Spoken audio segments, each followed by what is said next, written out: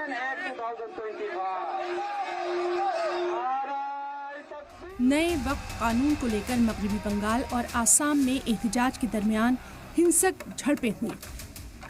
वहीं मुल्क के अलग अलग हिस्सों में बड़े पैमाने पर एहतजाज लगातार जारी है। असदुद्दीन ओवैसी के गढ़ हैदराबाद में 19 अप्रैल को बड़े पैमाने पर all India Muslim personal law board का प्रोटेस्ट होने जा रहा है, जिसमें तेलंगाना और आंध्र प्रदेश की कई मुस्लिम तंजीमें शामिल होंगी।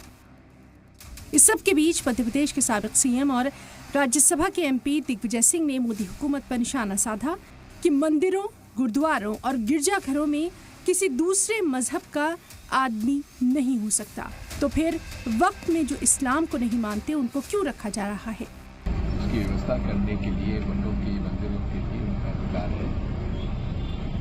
सभी मंदिरों में कोई दूसरे धर्म का व्यक्ति उसमें शामिल नहीं होता। गुरु प्रबंधक समिति में भी दूसरे धर्म का आदमी उसमें शामिल नहीं होता। गिरजाघर की व्यवस्था में भी कोई बाहर का आदमी शामिल।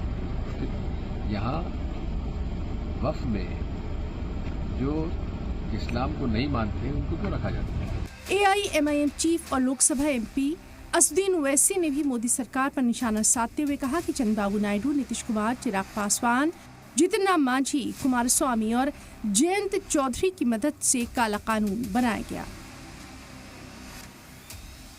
ये वक्फ अमेंडमेंट बिल वक्फ की प्रॉपर्टीज को बचाने के लिए नहीं लाया जा रहा है। वक्फ की प्रॉपर्टीज पर जो एंक्रोचमेंट हो चुका है उन एंक्रोचर्स को हटाने के लिए नहीं लाया जा रहा है। वक्फ प्रॉपर्टीज की रेवेन्यू या आमदनी में इजाफा करने के लिए नहीं लाया जा रहा है। ना ही ये मुसलमानों के मुफाद में है, बल्कि ये तमाम अमेंडमेंट्स जो किए गए हैं बीजेपी और एनडीए के सपोर्टिंग पार्टीज, चाहे वो टीडीपी हो, जेडीयू की नीतीश कुमार हो, चंद्रबाबू नायडू हो, चिराग पासवान हो, जयंत चौधरी हो, मांझी साहब हो या फिर कुमारस्वामी हो, तो इनकी सपोर्ट से बीजेपी ने एक काले कानून को बनाया है। वहीं जमीयतुल उलमा हिंद के सदर मौलाना महमूद मद्दी ने भी वक्फ कानून पर मोदी सरकार को घेरा है। वही पार्टी जो आज ये कह रही है कि कब्जे करते थे, वही पार्टी 2009 में ये कहा करती थी कि इनकी जमीनों पर कब्जे हुए हैं और हम उनके छुड़वाने में रोल प्ले करेंगे। 2009 से आज तक में इतनी चेंजिंग आ गई कि 2009 तक जो कम्युनिटी मजलूम थी वक्त के मामले को लेकर, वही कम्युनिटी जालिम हो गई कि इन्होंने ये गिरफ्त कर लिया, ये गिरफ्त कर लिया, ये गिरफ्त कर लिया और ये गिरफ्त कर लिया।